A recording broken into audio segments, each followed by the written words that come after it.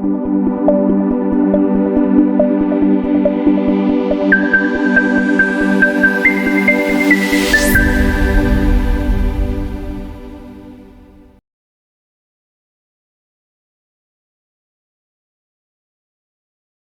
masuknya Islam ke Sumatera Selatan dimulai pada abad ke-13 ketika para pedagang Muslim Ghuaja India wilayah ini. Mereka membawa ajaran Islam menyebarkan di kalangan masyarakat setempat. Selain itu, para ulama sufi dari Persia, Arabia menyebarkan agama Islam ke Sumatera Selatan. Pada abad ke-15, kerajaan Melayu dan paguyuban agama Islam, raja-raja mulai menerima mengaruh agama Islam. Pada abad ke-17, kerajaan Melayu Sumatera Selatan seperti Kerajaan Aceh, Kerajaan Johor, dan Kerajaan Palembang. Pada abad ke-18, kerajaan-kerajaan Melayu Islam itu berperan penting dalam memperluaskan agama Islam, mengirim para ulama dan dai untuk menyebarkan agama Islam di wilayah jangkauan. Hal itu membuat dampak positif bagi agama Islam di Sumatera Selatan.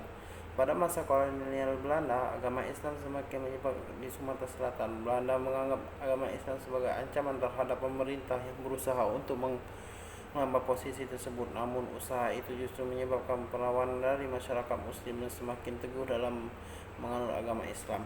Kini, agama Islam merupakan agama yang mayoritas di Sumatera Selatan. Masyarakat di sana sangat kuat dan menjunjung tinggi ajaran agama Islam, sehingga membuat wilayah itu menjadi salah satu wilayah yang kuat dalam ajaran Islam di Indonesia. Secara umum, masuknya agama Islam ke Sumatera Selatan dimulai dari para pedagang Muslim yang datang ke India pada abad ke-13. Kemudian ditumbuhkan dari perkuatan para ulama dan sufi Persia, Arabia, Gurjania, dan Minangkabau pada abad ke-18. Kerajaan berperan penting dalam menyebarkan agama Islam di wilayah-wilayah terjangkau.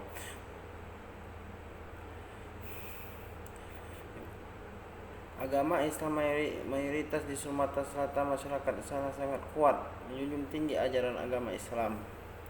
Dia masuk ke Sumatera pada abad ke-7 Masehi. Pada waktu Sumatera Selatan kerajaan Buddha di Sriwijaya mengalami kesulitan. Pada waktu itu kerajaan Sriwijaya dapat berbun dari India. Kesempatan ini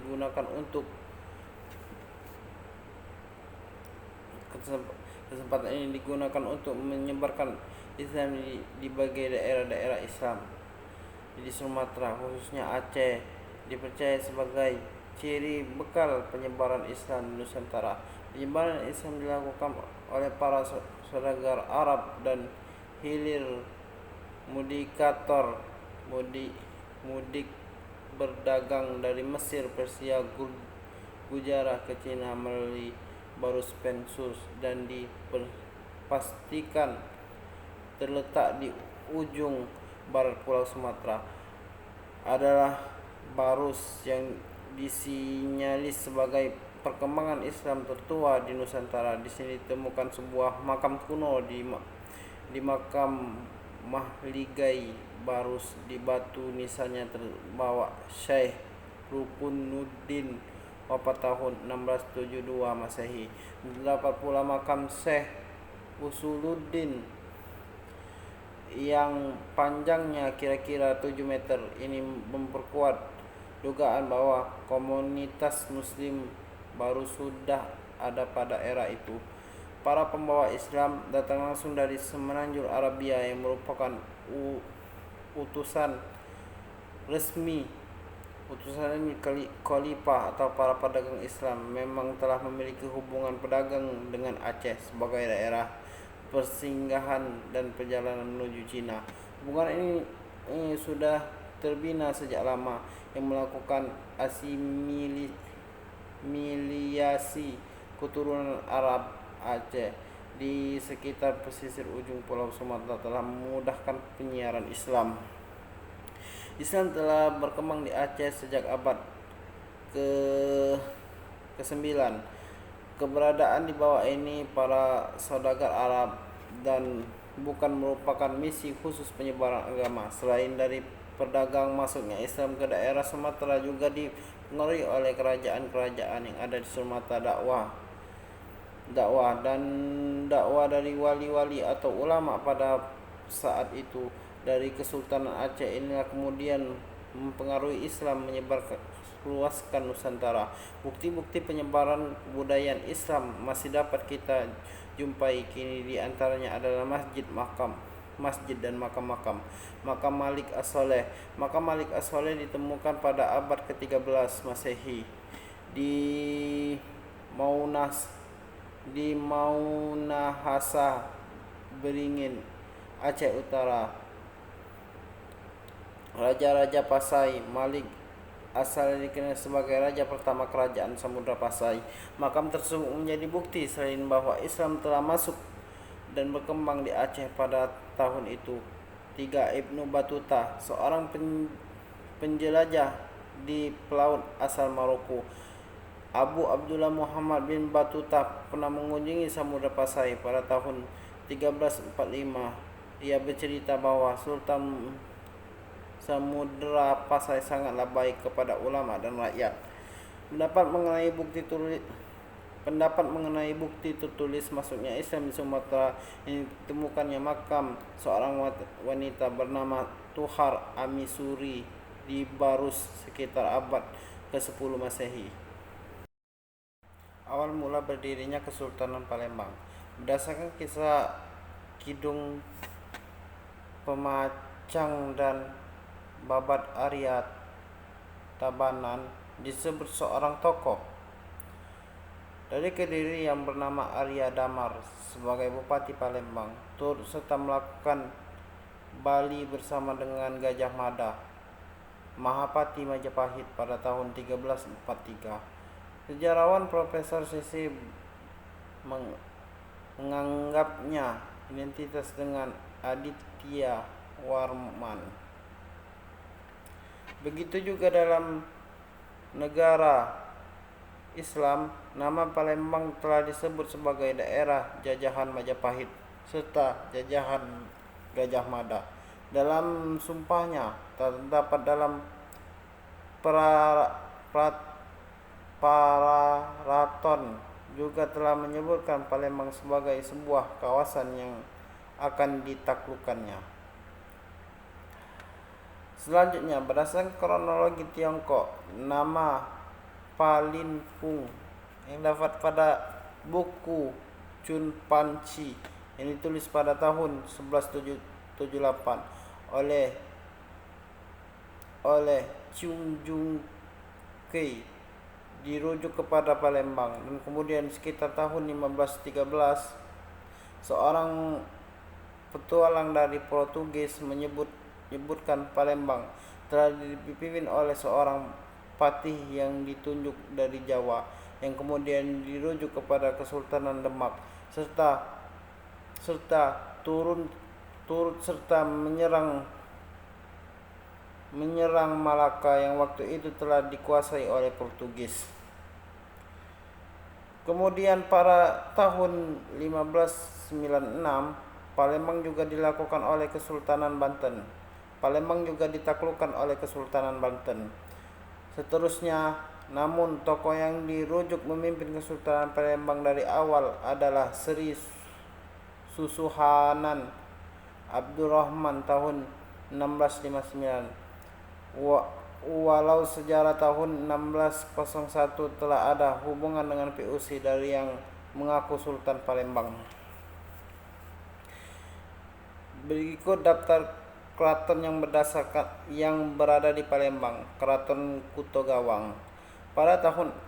Pada awal abad ke-17, Palembang menjadi pusat pemerintahan kerajaan yang bernuansa Islam dengan berdirinya Ki Gede Ing Suro, bangsawan beraliran dari Kesultanan Demak. Akibat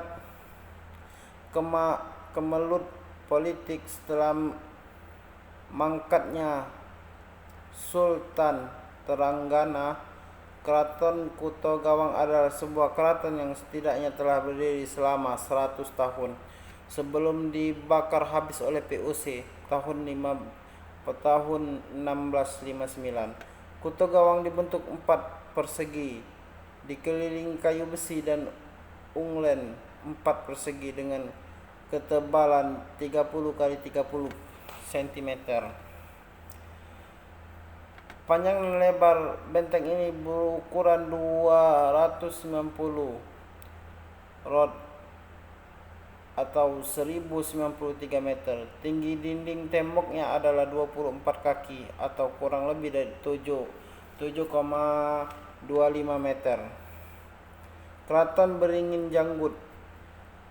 Setelah Keraton Kuto Gawang dihancurkan VOC tahun 1659 oleh Susuhan Abdurrahman Pusat, pemerintah dipindahkan ke Beringin Janggut yang telah di sekitar kawasan Masjid Lama, Jalan Segaran.